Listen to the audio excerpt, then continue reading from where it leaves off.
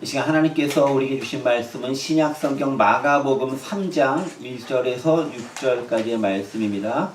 마가복음 3장 1절에서 6절까지의 말씀, 저와 여러분 한 절씩 교독하시고 마지막 6절 한 목소리로 봉독하겠습니다. 제가 먼저 1절 봉독합니다.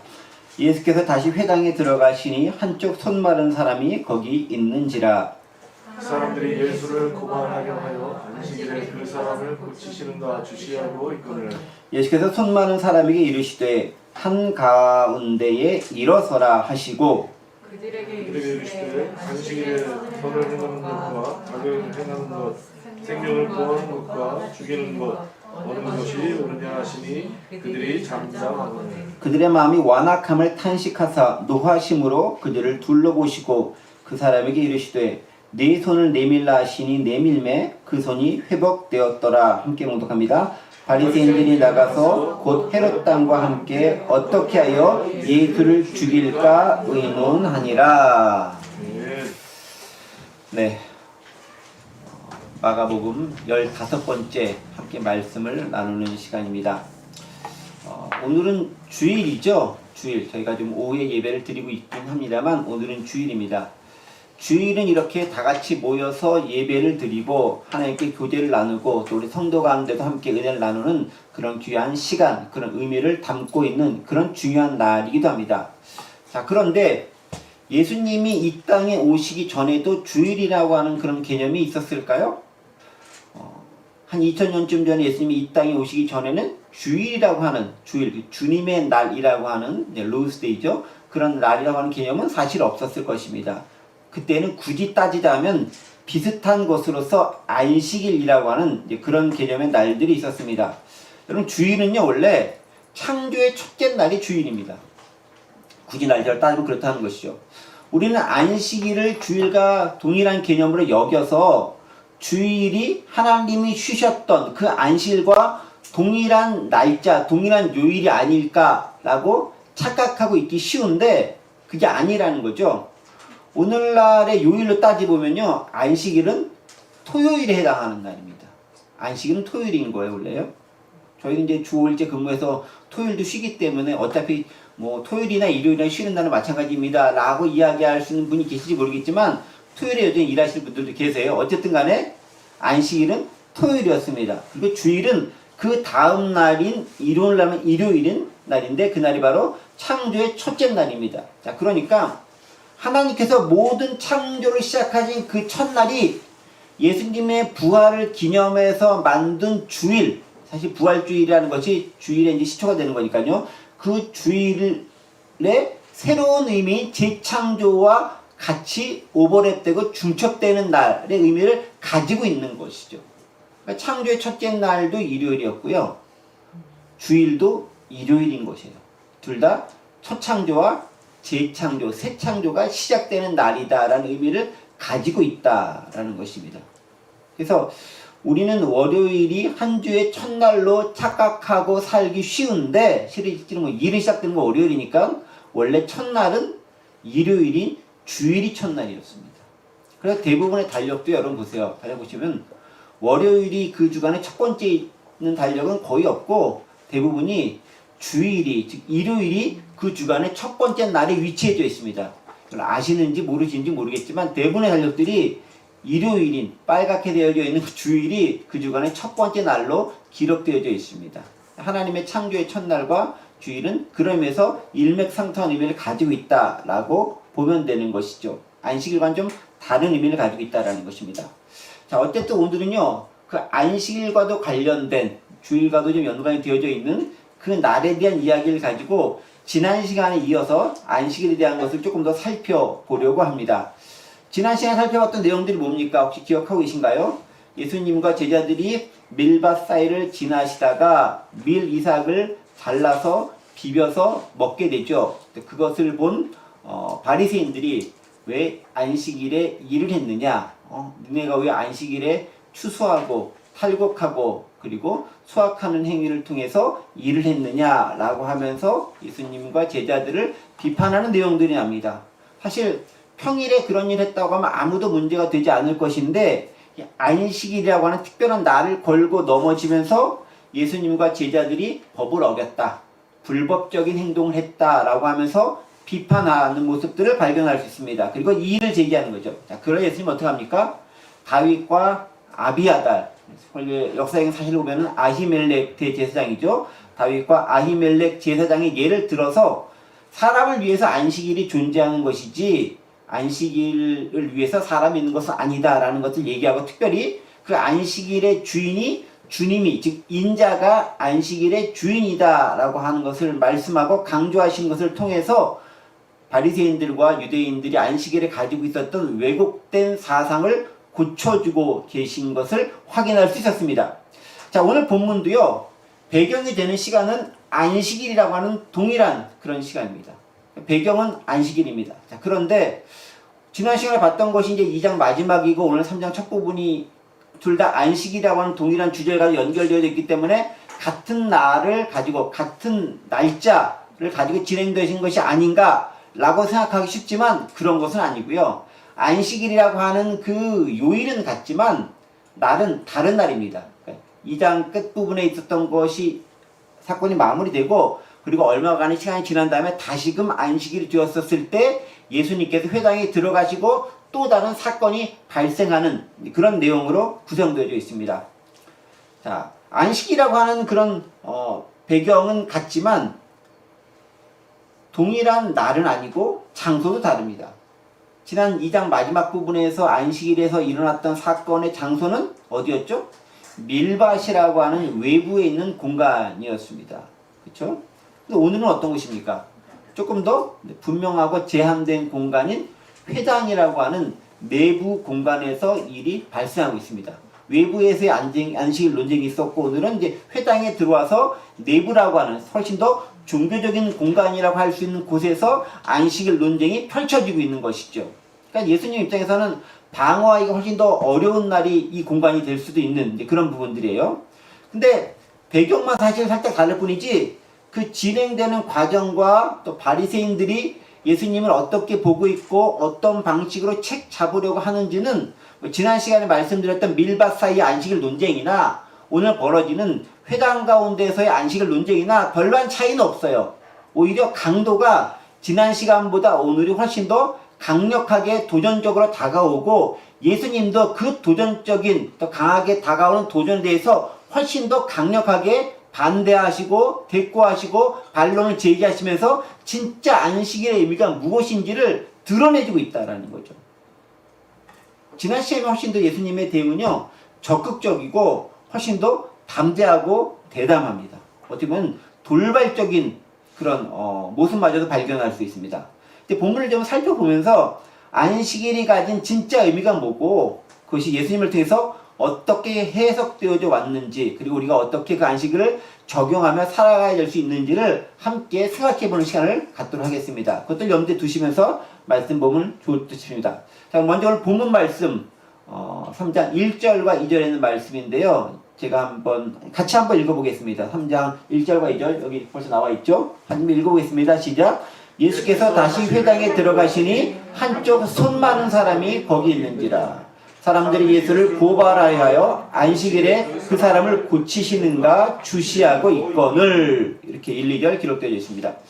자, 예수님께서 안식일에 회당에 들어가셨는데 마침 거기 한쪽 손 많은 사람이 있었습니다. 예수님은 주로 이제 안식일에는 회당에 들어가셔서 사람들에게 가르치시고 또 복음도 전하시고 하나님의 나라에 대해서 말씀하시곤 하셨습니다. 마가복음 이제 처음부터 보면 이렇게 예수님의 사역의 방법 가운데 하나였던 것을 발견할 수 있습니다. 자, 그런데 가만히 보면요, 오늘 본문 예수님이 안식일에 들어가셨는데 마침 거기에 한쪽 손 많은 사람이 있었다라는 장면들, 그리고 2절 보면 주변에 있는 사람들이 예수님이 어떻게 하시는가를 주시해서 보고 있다라는 걸 딱 이 장면을 읽고 있느라면 이거 마치 뭐 세팅된 거 아닌가, 뭐 그런 생각이 들기도 해요. 가만히 보고 있으면 주시하여 보고 있거늘, 그런 표현이 2절에 나오죠.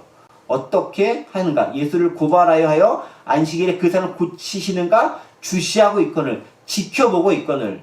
또 they watched him closely, 아주 밀접하게 친밀하게 딱 친근한 곳에서, 근접한 곳에서 가깝게 지켜보고 있는 거죠. 어떻게 하나 보고 있다라는 거죠. 의도가 별로 선하지 않죠. 우리는 예수님이 그 손 많은 사람을 어떻게 할지 이미 짐작해서 알고 있습니다. 뭐 성경 말씀 이미 우리가 알고 있는 것이긴 하지만 모른다 할지라도 예수님의 성품과 예수님의 사역과 예수님의 지금 행하셨던 과거의 패턴들을 봤었을 때 당신 앞에 손 많은 사람이 딱 나타나고 등장했는데 이분을 어떻게 처리할 것인가, 처리란 말은 적합하지 않고요. 이분에게 어떻게 대하실 것인가 라는 것들을 우리는 이미 추측해서 알 수 있습니다. 예수님의 성품상 그냥 넘어가지 않을 거잖아요. 때문에 바로 그 장면을 바리새인들과 비판하는 사람들을 노리면서 지켜보고 있는 거예요.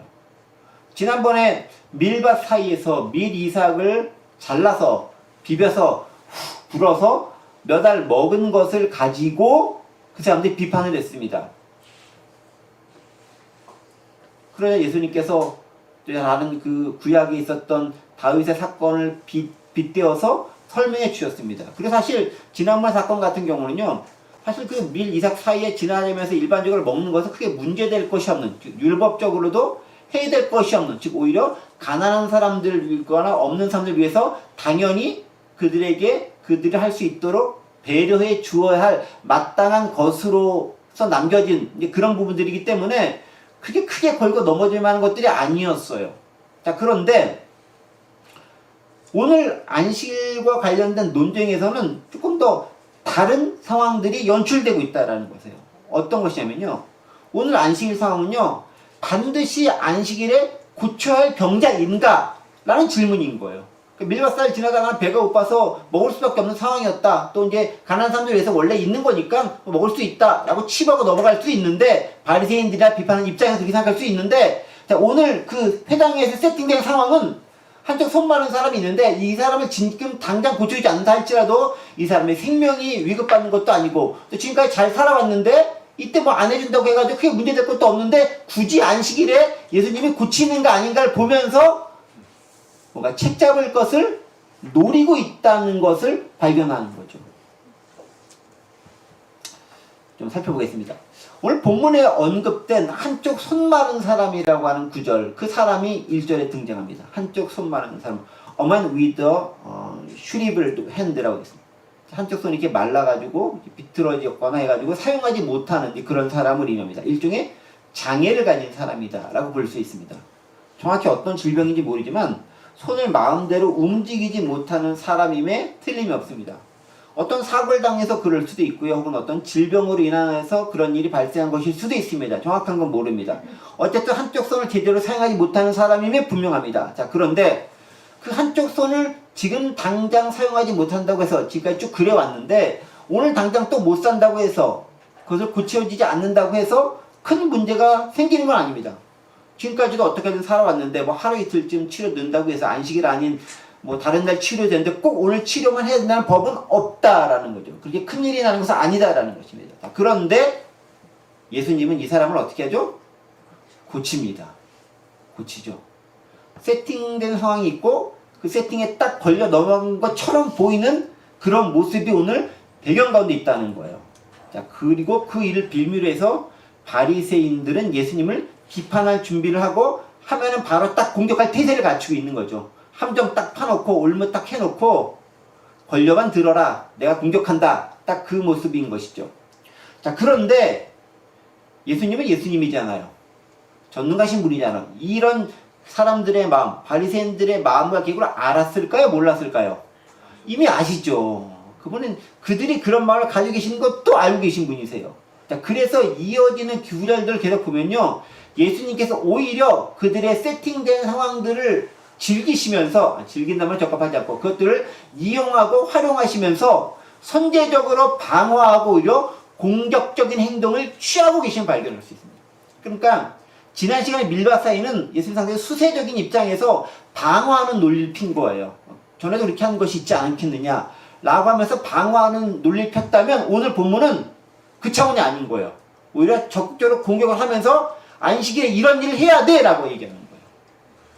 전에는 이런 거 하면 안 된다고 하지만 이렇게 할 수도 있어 라는 것이었다면 오늘은 아니야, 이렇게 해야 돼 라는 걸 강조하는 거예요. 다르다라는 거죠. 자, 먼저 여기서 유의해야 할 대목 살펴보겠습니다. 한쪽 손 많은 사람이 등장합니다.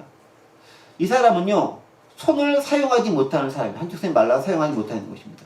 그런데 다른 복음서, 이걸 이제 외경이 아니고 위경 중에서, 그러니까 복음서에서 같이 이렇게 인정받는 건 아닌데 여러 복음서라 불리는 문서들이 그 당시에 많이 있었습니다. 그리고 그런 문서들 가운데서 유대교 위경 중에 하나인 나사렛 복음서라는 곳에 의하면, 제가 직접 찾아본 건 아닙니다. 어떤 참고 자료에 의하면 이 한쪽 손 많은 사람들의 직업은 석공인데, 석공이라고 해요. 석공인데 오른쪽 손이 마비가 되어가지고 사용을 못해서 생계를 유지하는데 커다란 곤란을 겪고 있는 사람이라는 의미로 기록되어 있어요. 기록되어 있다고 해요. 제가 확인한 건 아니겠지만 그렇게 되어 있는 걸 제가 봤어요. 즉 손을 사용하지 못하면 그가 앞으로 생활에 나가고 살아나가는데 큰 어려움을 처할 수밖에 없는 그런 사람이다라는 것들이 전에 내려오는 위경 가운데 나사렛 복음서라는 곳에 쓰여져 있는 내용이었다라는 것입니다. 오늘날로 얘기하면 어떤 큰 장애를 입어서 공장이나 이런 데서 노동직을 해도 손을 일을 해야 되는데 손에 장애를 입어가지고 어떤 일을 하지 못하는 그런 사람이다라는 거죠. 근데 예수님의 관심은 그런 사람들에게 있어요. 단지 당장에 큰 일을 당해서 죽을 위기에 처한 사람도 물론 예수님의 관심의 대상이기도 하지만, 지금 이렇게 손에 큰 상처를 입거나 큰 해를 당해서 사용하지 못해서 앞으로 그가 살아나가는데 위험을 초래할 수밖에 없는 어려움 있는 사람도 예수님의 관심의 대상이다라는 거죠. 그 예수님은요, 지금 당장의 어려움뿐만 아니라 앞으로 있을 어려움을 겪을 수밖에 없는 그런 핸디캡을 가진 사람들도 관심을 가지고 보고 있다라는 것을 알 수 있고, 특별히 이 사람을 예수님께서는 예를 들면서 이 사람을 모델로 삼아서 안식일에 이런 사람, 즉 당장 급하지 않는 것처럼 보인다 할지라도 이런 사람이 안식일에 있다면 어떻게 해야 되는가에 대해서 우리에게 본보기로 말씀해주고 있다는 것입니다. 그러니까 우리도 이제 그런 사람들이 주변에 있는지, 혹은 내가 또 그런 핸디캡을 가지고 있는지를 함께 생각해 보면서 그런 안식일에 어떤 일들을 해야 되는지를 생각해 볼 필요가 있습니다. 자, 다시 넘어가겠습니다. 그런 핸디캡을 가진 그 한쪽 손 많은 사람들이 회당에 있었습니다. 예수님은 그 사람을 보고 있습니다. 그리고 예수님과 그 한쪽 손 많은 사람들을 더불어 주시하고 있는 사람들이 있는데 바리새인들입니다. 2절 보면 사람들이 예수를 고발하여 안식일에 그 사람을 고치니까 주시하고 있거늘 라고 되어 있습니다. 마치 파파라치처럼 걸리기만 해라 라는 모습을 보이고 있는 거죠. 불의한 동기를 가지고 있는 것을 볼 수 있습니다. 그냥 어떤 상황이 딱 맞닥뜨려져서 이렇게 이의를 제기한 것이 아니죠. 지난번에 밀바사이는 그래도 상당히 우연히, 뭐 의도적이라기보다는 우연히 그 상황을 발견해서 왜 그럽니까? 라고 공격했던 것을, 의문을 제기했던 것이라 볼 수 있습니다. 그런데 오늘 본문은 그게 아니라 상당히 의도적인 상황이라는 거죠. 불의한 의도를 가지고 뭔가 공격할 거리를 찾으려는 그 모습들을 발견할 수 있습니다. 이게 바리새인의 태도였다라는 거죠. 우리도 이제 종종 그런 경우를 당할 수도 있고 그렇게 하고자 하는 유혹에 빠질 때도 있어요. 함정을 파놓고 걸리기만 해봐라, 뭐 이런 것들. 저는 개인적으로 공권력도 그러면 안 된다 생각해요. 가끔가다 공권력 보면요, 함정 수사를 하는 경우도 있고, 또 가끔가다 보면 이렇게 그 교통 신호를 위반하면 안 되지만 일부러 딱 이렇게 위반할 수밖에 없는 상황 만들어놓고 딱 멀리 숨어서 딱 있다가 딱 하는 거 딱 하자마자 나타나가지고 딱 빨리 손 들고 와가지고 면허증 내서 이렇게 하신 분들이 있어요. 위반하면 안 돼요. 그런데도 불구하고 그렇게 함정을 파서 한다는 것은 의도가 순수하지 못하는 거죠. 원래 그런 교통법규나 그런 법을 만든 의도는 잘 지키라고 만드는 거지, 그것을 발각해내고 벌칙금을 매기기 위해서 만든 게 아니에요. 예를 들면 우리가 악용하면 안 되긴 하지만 이런 거 있지 않습니까? 과속 위반 카메라라던가 뭐 여러 가지 그런 것도 있는데, 그 전에 이것들이 있다고 상당히 경고판을 미리 세워놓게 되어 있어요.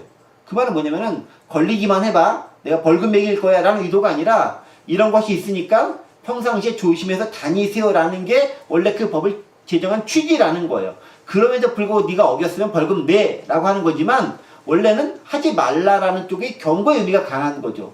그래서 경고판 없이 바로 단속했을 때는 그게 불법이 단속이 되는 거예요. 원래는 그래요. 그래서 원래 단속하는 것은 반드시 그 경고판이 세워져 있게 마련이에요. 실제 보면 그렇게 되어 있습니다. 그냥 단속하는 경우는 많지 않다라는 경우죠. 자, 그런데 불구하고 오늘 본문의 바리새인들은 상당히 불의한 의도를 가지고 그렇게 다른 사람들을 책잡을 거리를 뭔가 찾으러 갈 모습을 발견할 수 있다는 거죠. 정죄하지도 말아야 되지만 나쁜 의도를 가지고 다른 사람을 함정에 빠뜨리려고자 하는 행위는 무척 위험하고 옳지 않다라는 것입니다. 특히 이 사람들은 어떻게 합니까? 괜히 한쪽 손 많은 사람을 이용하게 되는 거잖아요. 그러니까 이 한쪽 손 많은 사람은 무슨 죄가 있어요? 본인이 뭐 이렇게 하겠다라고 이렇게 자원한 사람도 아닐 거고, 우연히 그거 갔는데 그 게임에 빠져가지고 혹은 그 세팅된 것에 내가 우연치 않게 참여하게 돼서 내 의도는 관계없이 그 상황에 놓여있다는 이유만으로 내가 비난을 받거나 지탄을 받아야 된다면 얼마나 억울하겠어요.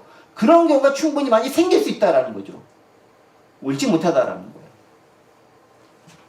자, 그런 상황들을 예수님께서 다 알고 계시는 거죠. 그러면서 예수님께서 3절에서 파격적인 말씀을 하십니다. 3절 말씀 보세요. 예수께서 손 많은 사람에게 이르시되 뭐라고 얘기합니까? 한가운데에 일어서라 라고 얘기합니다. 자, 그런 바리새인들의 의도와 세팅된 상황을 미리 알고 계신다면 어떻게 하겠어요? 안 고치거나 넘어가거나 조용히 모른 척 지나가거나 하는 게 우리의 일반적인 정서 아니겠습니까? 저기 함정이 있는 걸 아는데 굳이 가서 함정에 빠질 필요는 없잖아요. 둘러가거나 안 가거나 피하거나 뭐 그런 방법을 택할 거 아니에요.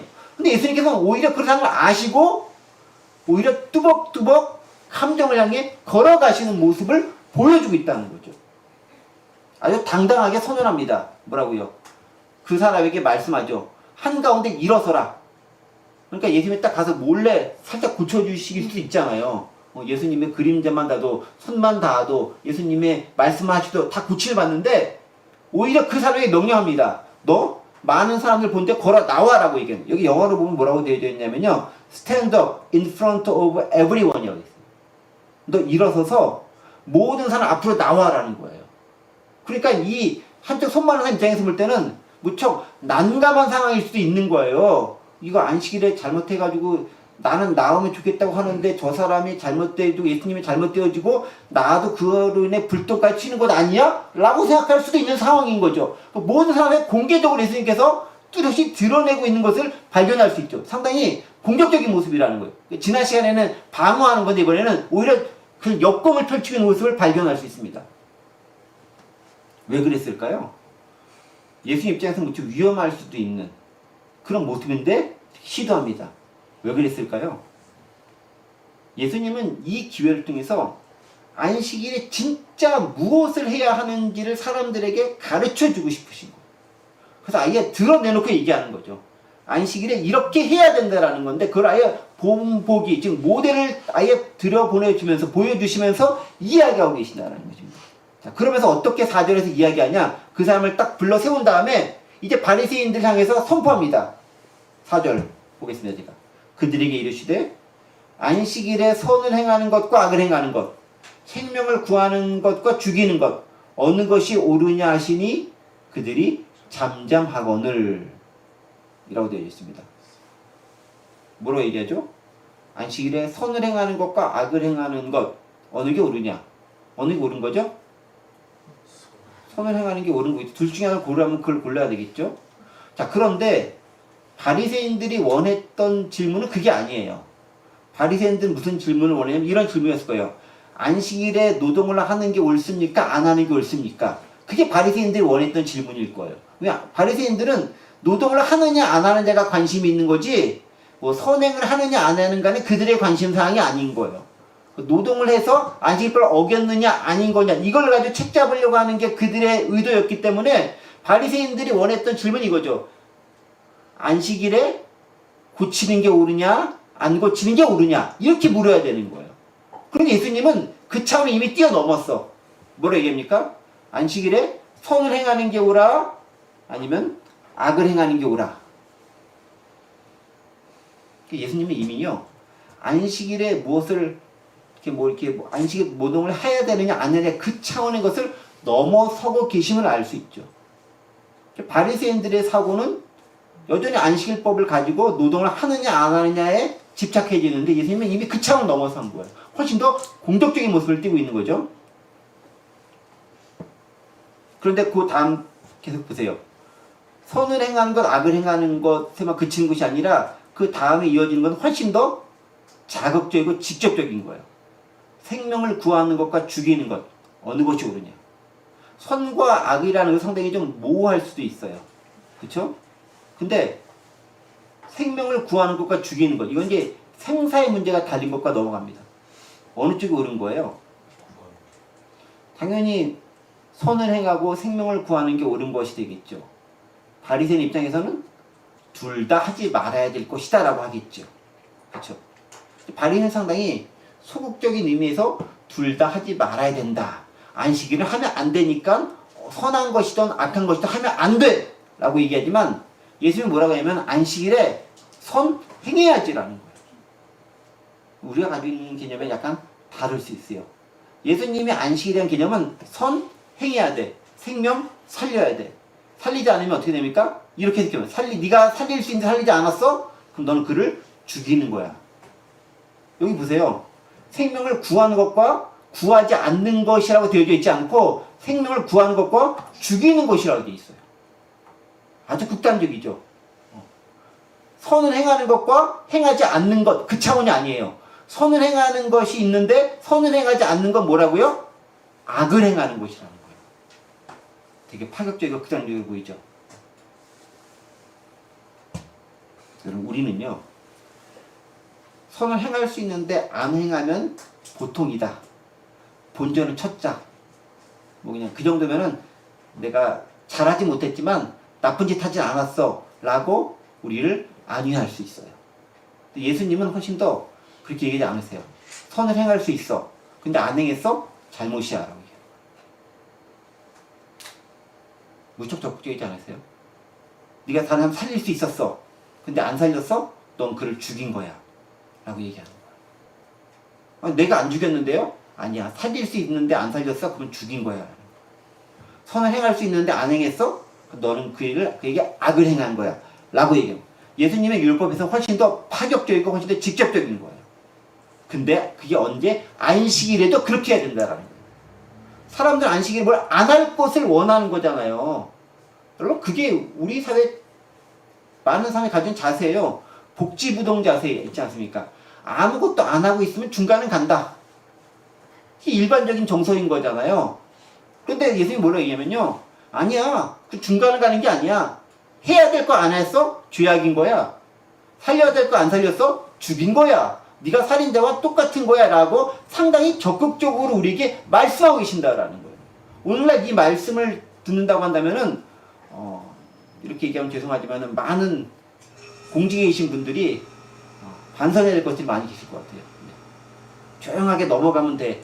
정권만 바뀌면 돼. 참았다가 또 다른 사람 오면 돼. 이렇게 생각하고 계신 분들하고는 확연하게 다른 부분들에서 우리들에게 이야기해주고 있다는 것입니다.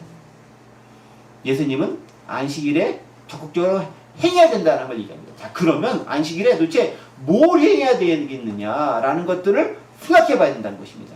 그러니까 우리는 안식일은 주로 하지 말아야 될 것에만 주의 집중되어 있어요. 왜냐면 안식일 뭐 하지 마라 하면 들어있으니까. 자, 근데 예수님은 뭐냐면 안식일에 해야 된다라는 걸 강조하는 거예요.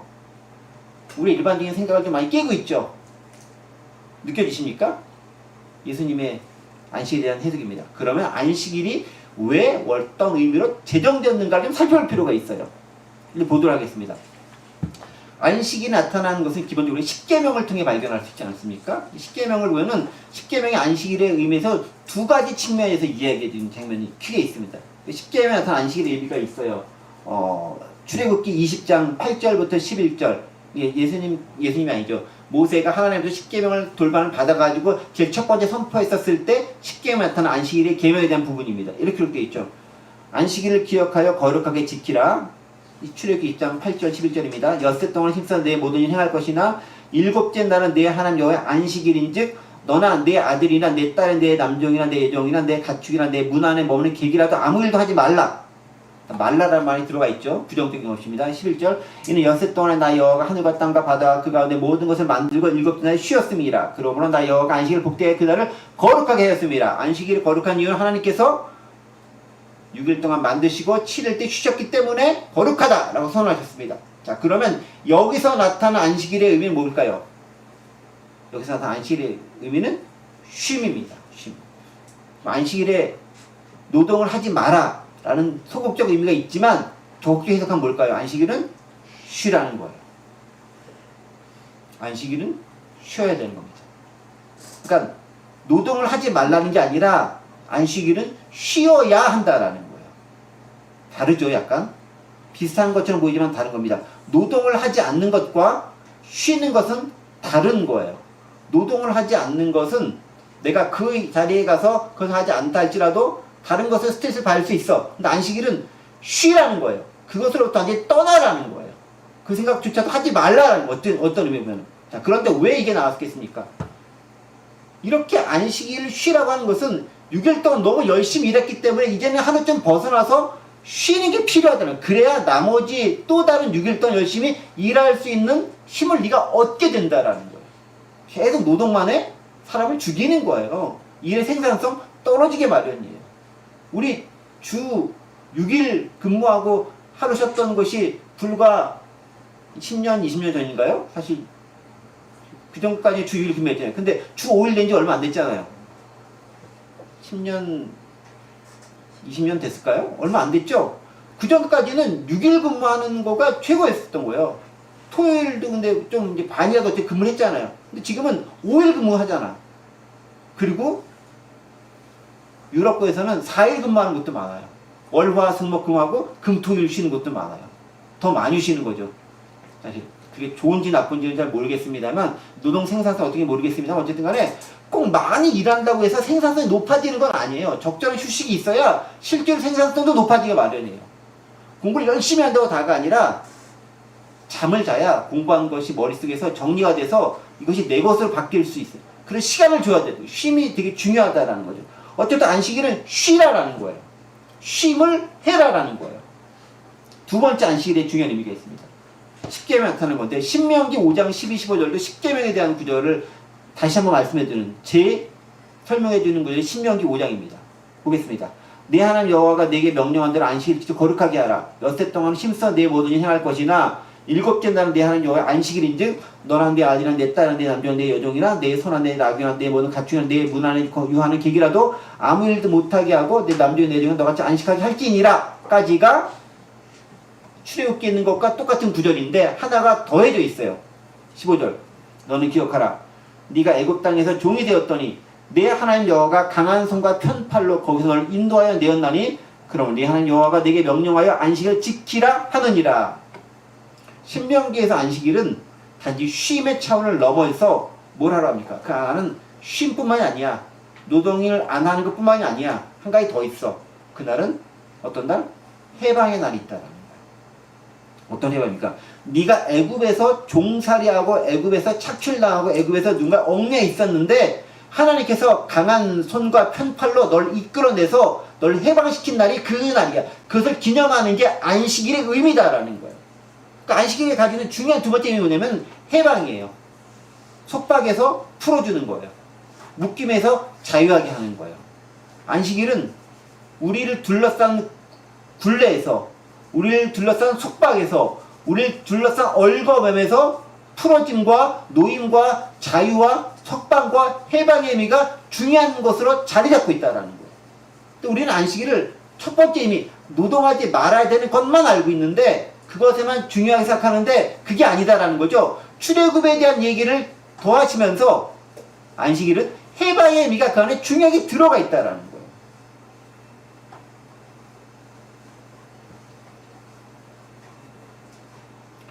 그래서 여러분 안식일의 의미는요. 두 가지 의미가 다 들어가야 되는 거예요. 어떻게? 노동을 하지 말고 쉬어야 되는 거예요. 회복의 시간이 되는 거예요. 두 번째는요. 그날은 풀어짐과 해방이 있어야 되는 거예요. 묶인 것에서 자유케 해야 되는 것이 있는 거예요. 이 두 가지 개념이 안식일에 공존할 수 있어야 돼요. 자, 그런데 바리새인들이 이 두 가지 개념 중에서 첫 번째 것에서만 천착하되 그것 중에서도 소극적으로만 해석하는 거예요. 어떻게? 하지 말아야 된다라는 것만 강조하는 거예요. 그러니까 하지 말아야 될 리스트만 쭉 나열하는 거예요. 그리고 리스트는 시대가 변하면서 계속 증가할 수밖에 없어요. 직업이 많아지고 일이 다양해지고 분업하다 보니까 훨씬 더 하지 말아야 할 것이 많아질 거 아니에요. 그렇게 규정하고 따지다 보면 한도 끝도 없어지는 거예요. 그런 예수님은 적극적으로 얘기하죠. 아니야. 하지 말아야 될 것에 집중하지 마. 진짜 안식일에 해야 할 것이 있어. 그것에 집중하라는 겁니다. 그게 뭡니까? 진짜 쉼을 가지라는 것과 해방되고 노임이 필요하다는 겁니다. 자, 이제 오늘 본문으로 넘어가 보겠습니다. 안식일이 됐습니다. 이 두 가지 의미를 적용한다면 한쪽 손 마른 사람이 있어요. 이 사람에게 있어서의 안식일은 뭐냐면요. 안식이 됐습니다. 그럼 뭘 해야 됩니까? 내가 손 마른 걸로 인해서 병 가운데 묶여 있어요. 병의 올무 가운데 있어. 병의 굴레에 있어. 그럼 어떻게 됩니까? 그 병으로부터 해방시켜줘야 돼요. 그를 낫게 해줘야 되는 거예요. 그가 걸어갈 수 있게 해줘야 되는 거예요. 다른 사람과 똑같이 살아갈 수 있도록 길을 마련해줘야 되는 겁니다. 그게 안식일이 가진 중요한 의미 가운데 있다는 것입니다. 그런데 바리새인들과 많은 사람들은 그 의미는 생략해버리고 하지 말라는 소극적인 의미로 율법 조항만 가지고 강조하고 있다는 것이죠. 예수님 이것을 드러내서 얘기하는 거예요. 평일에만 그 사람을 낫게 하는 게 아니야. 안식일의 원래 의미가 해방시켜주는 거야 라는 거예요.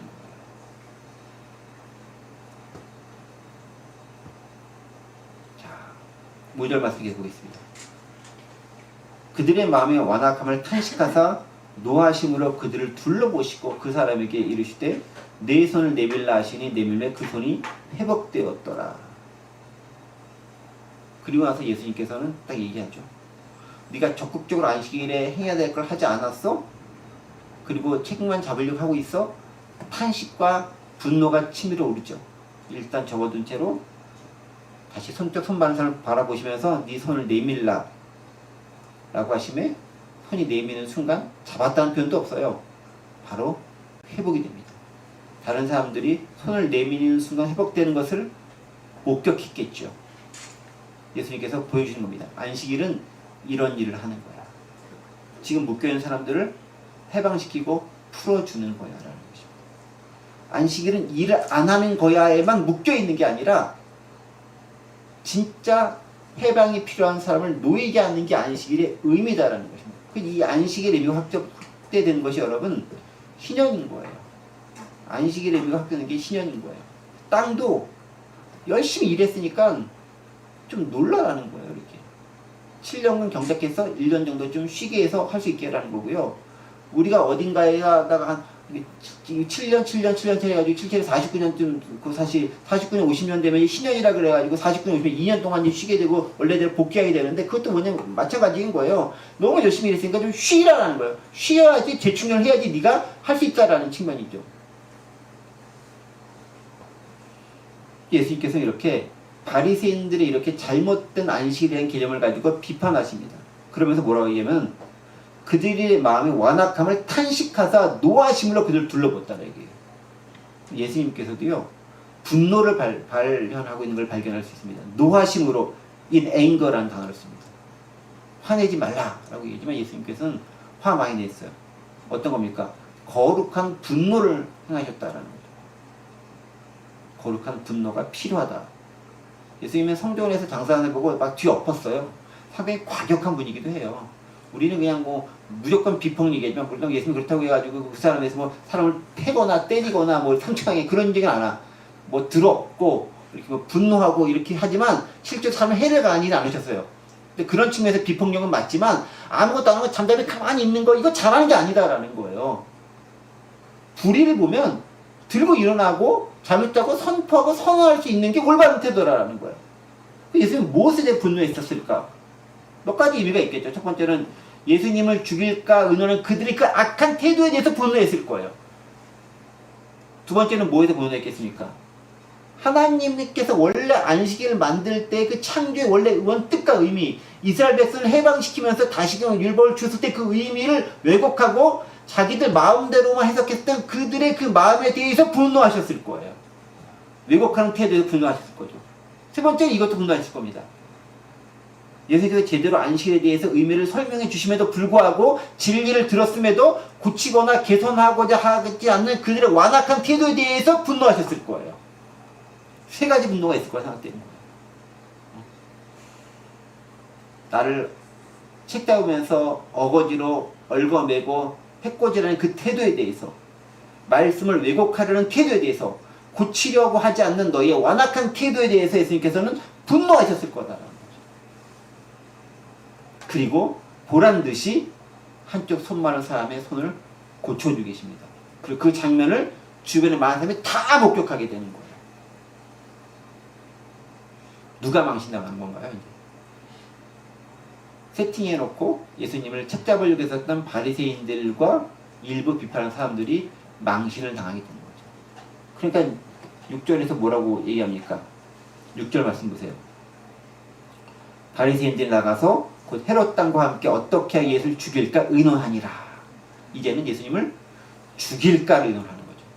그 전까지는 책을 잡을까, 비판할까, 잘못된 거 고소할까 이 정도에 머물렀다면 이제는 죽일까, 점점 더 악해져 가고 있는 그들의 모습을 발견하게 되더라.